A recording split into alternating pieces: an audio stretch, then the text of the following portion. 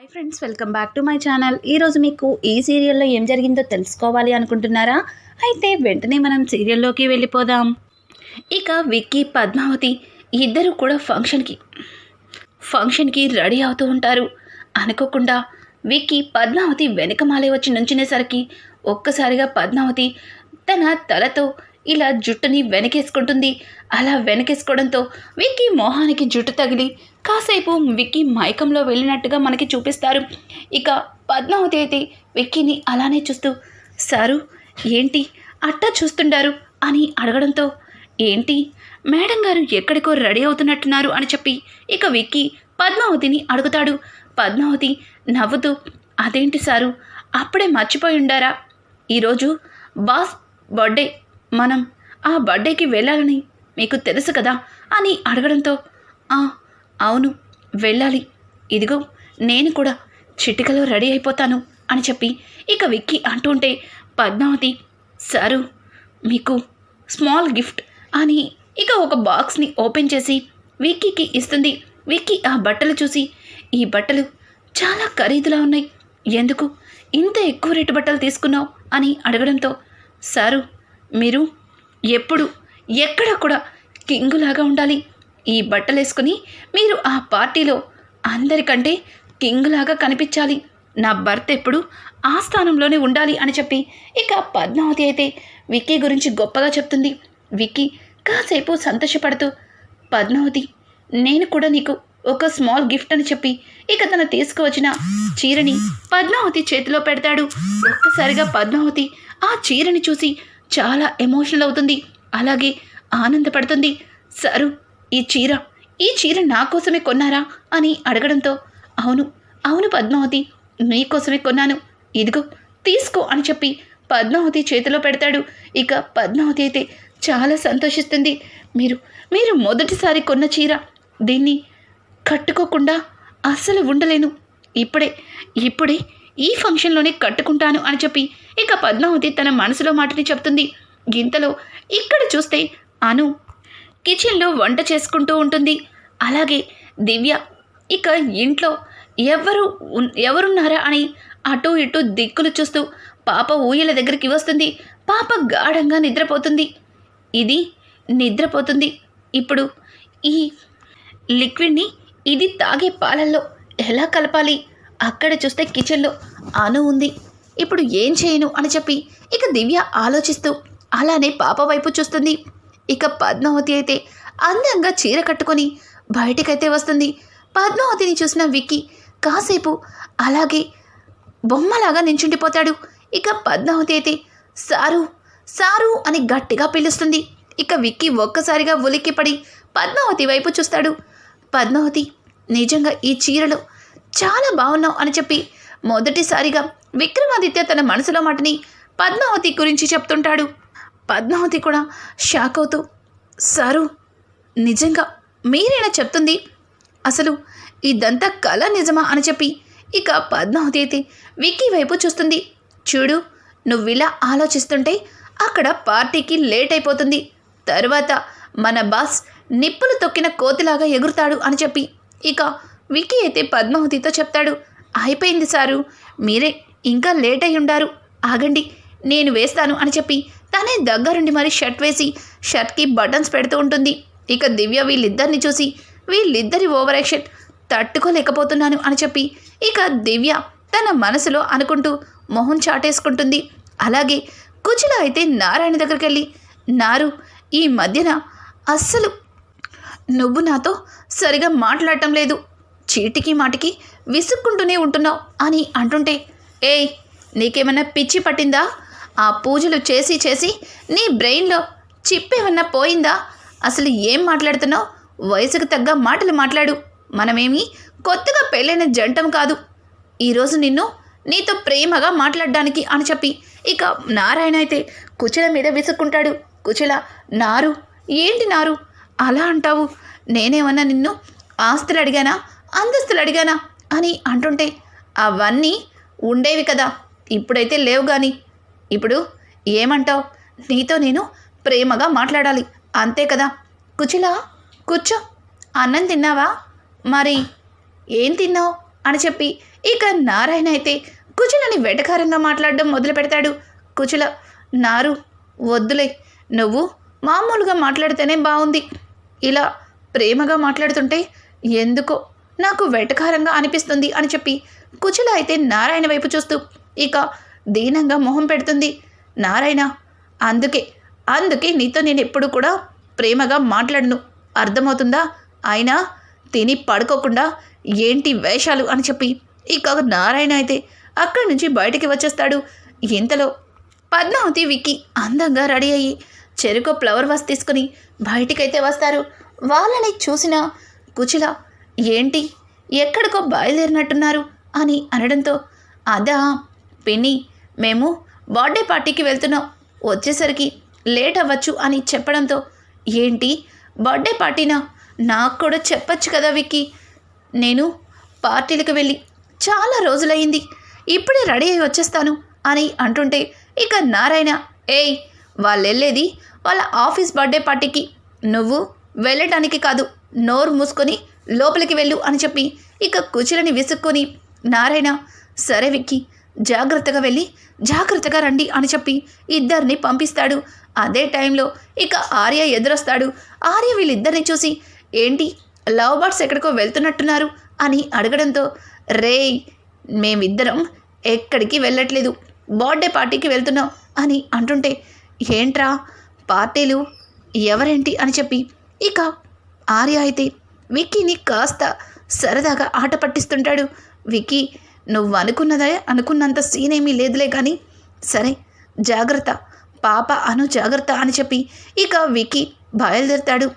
ఇక పద్మావతి అలాగే విక్కీ కూడా వెళ్ళిపోవడం చూసిన దివ్య, ఇప్పుడే నాకు కరెక్ట్ అవకాశం దొరికింది, కానీ వంటగదిలో అను ఉందే, అనుని ఇప్పుడు ఎలా బయటకి పంపించాలి అని చెప్పి ఇక దివ్య ఆలోచిస్తుండగా పక్క నుంచి ఆర్య, అను మంచినీళ్ళు తీసుకురా అని అరవడంతో ఒక్కసారిగా అను, వస్తున్నానండి అని చెప్పి గ్లాస్తో వాటర్ తీసుకెళ్తుంది.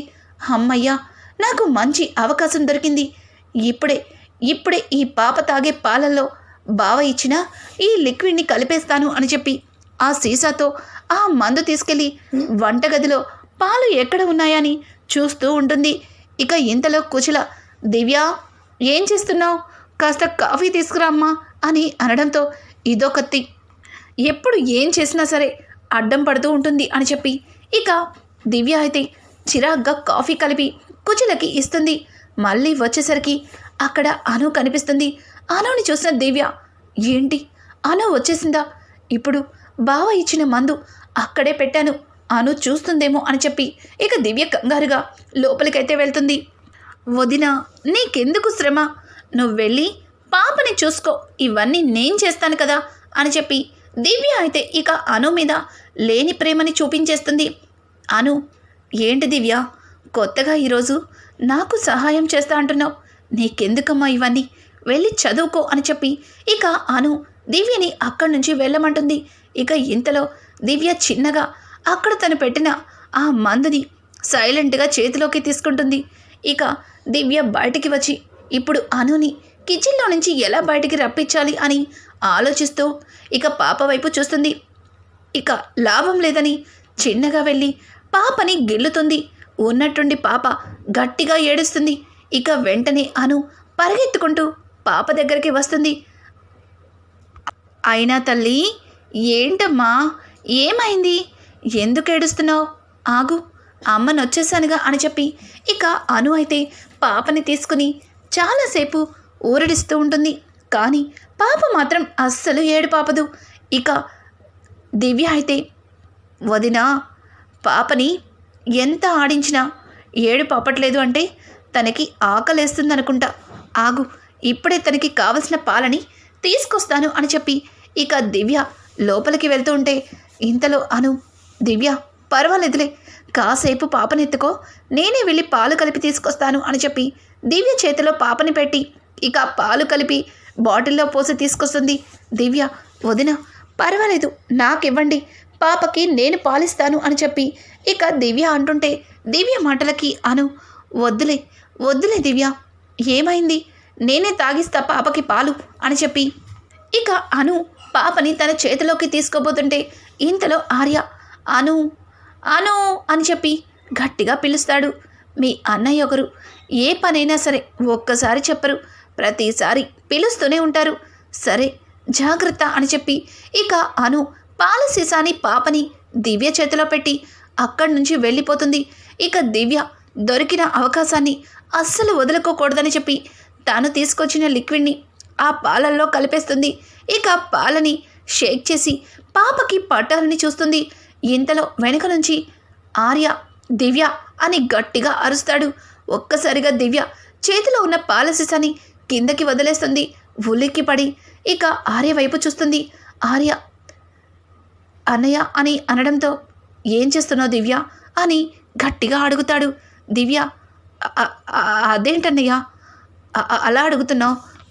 పాప ఏడుస్తుంటే అను వదిన పాలు పట్టమని చెప్పింది, అదే కదా చేస్తున్నాను అని చెప్పి దివ్య అంటుంటే ఇంతలో అను వచ్చి పాపని తన చేతిలోకి తీసుకొని నోర్మోయ్, అబద్ధాలు చెప్పావంటే చంపేస్తాను, నేను సైలెంట్గా ఉన్నాను కదా అని పద్మావతిలా వదిలిపెట్టేస్తానని అనుకోవద్దు. నేనంతా చూశాను. నువ్వు ఎప్పుడెప్పుడు పాపని నీ చేతికిస్తానా, ఎప్పుడెప్పుడు నీ దగ్గర నుంచి నేను వెళ్ళిపోతానా అని నువ్వు ఎదురు చూసావు. అలాగే నీకు అవకాశం వచ్చింది. నేను అలా పక్కకి వెళ్ళేసరికి పాప తాగే పాలల్లో ఏం కలిపావు చెప్తావా లేదా అని చెప్పి దివ్యని గట్టిగా అడుగుతుంది. అను అయితే ఇక దివ్య చూసావా అన్నయ్య, పాప ఏడుస్తుంది కదా అని చెప్పి దగ్గరికి తీసుకుని బుజ్జకిచ్చి పాలు పడుతుంటే వదిన నా మీద ఎంత పెద్ద నింద వేస్తుందో, అందుకే పద్మావతి నీకు దూరం అయింది అని చెప్పి ఇక అనుని దివ్య అను మనసు బాధపడేలా మాట్లాడుతుంది. దివ్య అని ఇక గట్టిగా అరుస్తాడు. ఆర్య అయితే ఒక్కసారిగా కుచల నారాయణ అక్కడికి వస్తారు. ఏమైంది అని అంటుంటే ఇదేంటి, ఇది పాలల్లో ఎందుకు కలిపావు అని చెప్పి ఆర్య ఇక దివ్యని అడుగుతూ ఉంటాడు. ఇక దివ్య ఏం మాట్లాడాలో తెలియక అది అన్నయ్య, అది తేనె అన్నయ్య అని పాపకి పాలల్లో తేనె కలిపిస్తే త్వరగా మాటలు వస్తాయని ఒక డాక్టర్ చెప్పారు, అందుకే ఆ తేనె ఆ పాలల్లో వేశాను. అంతే అన్నయ్య, నువ్వు నన్ను అపార్థం చేసుకుంటున్నావు అని అంటుంటే షట్ దివ్య, నువ్వు తప్పు చేస్తున్నావు, అంతా చూస్తూనే ఉన్నాను. పోనీలే చిన్నదానివి తెలుసుకుంటావని వదిలేశాను. కానీ ఈరోజు మా బిడ్డని కూడా నువ్వు ఆ మురళి చెప్పాడని వాడు చెప్పినట్టుగా చేస్తున్నా చూడు, నాకు అస్సలు నచ్చట్లేదు అని చెప్పి ఇక ఆర్య అయితే దివ్య మీద చాలా గట్టిగానే అరుస్తాడు. ఒక్క క్షణం దివ్యకి ఏమీ అర్థం కాదు.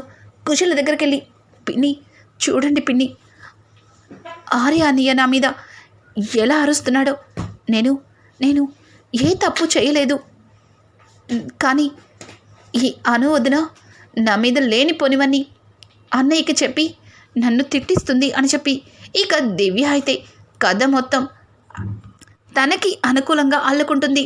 ఇక అను అయితే దివ్య ఏం మాట్లాడుతున్నావు, నేను నీ మీద లేనిపోనివన్నీ చెప్పానా? నువ్వే ప్రతిసారి కూడా నాకు పద్మావతి మధ్యలో లేనిపోని విషయాలని చెప్పి మా మధ్యలో ఉన్న బంధాన్ని దూరం చేసావు, మా ఇద్దరి మధ్యలో అనుబంధాన్ని నాశనం చేసావు అని చెప్పి ఇక అను అయితే దివ్యని అస్సలు ఊరుకోదు. ఇక ఆర్య కూడా దివ్య దగ్గరకు వచ్చి దివ్య జరిగిందంతా చూశాను, ఉదయం నీ ఫోన్ నుంచి బావా అన్న కాల్ కూడా చూశాను, అడిగితే భావన అన్నావు, కానీ నువ్వు బయటికి వెళ్ళి ఆ మురళీకృష్ణని కలవడం నేను చూడలేదనుకున్నావా? సరేలే, నేను ఆ విషయాన్ని అంత సీరియస్గా తీసుకోలేదు, అక్క భర్త కనిపించి మాట్లాడి ఉంటాడు అనుకున్నాను, కానీ వాడు ఎటువంటి నీచుడో నీకు తెలియంది కాదు. అక్కని బంధించి మనం ఈ స్థితిలో ఉండడానికి కారణం వాడే అని కూడా నీకు తెలుసు. నేను వచ్చేసరికి వాడు వెళ్ళిపోయాడు. మళ్ళీ నిన్ను అడిగి ఎందుకు గొడవ పెద్దది చేయడమని వదిలేశాను, కానీ ఇప్పుడు నా పాపని చంపాలనుకుంటున్నావు అని అంటుంటే దానికి ఒక్కసారిగా అను, ఏంటి నా పాపని చంపాలనుకున్నావా అసలు అసలు నువ్వేం కలిపావు? సరే, నువ్వేం కలపకపోతే ఒక్కసారి ఇది నువ్వు తాగు అని చెప్పి ఇక అను అయితే ఆ పాలని దివ్యకి తాగమని బలవంతంగా నోటి దగ్గర పెడుతుంది. దివ్య వద్దు వద్దు అని చెప్పి చేత్తో పక్కకి గెంటేస్తుంది. ఒక్కసారిగా ఇక ఆ పాలన్నీ కింద ఒలిగిపోతాయి. ఇంతలో ఒక కుక్క వచ్చి ఆ పాలని తాగి అక్కడికక్కడే పాలు కక్కుకొని చచ్చిపోతుంది. ఆ కుక్కని చూసిన అను ఇక ఏంటండి ఏంటిదంతా అని చెప్పి ఇంకా ఆర్యని అడగడంతో ఇక నారాయణ అయితే అమ్మ దివ్య ఏంటమ్మా ఇదంతా? అసలు ఇదంతా ఎందుకు చేసావు? నువ్వు నువ్వు ఈ ఇంట్లోనే ఉంటూ ఈ ఇంట్లో మనుషుల్ని నాశనం చేయాలనుకుంటున్నావా?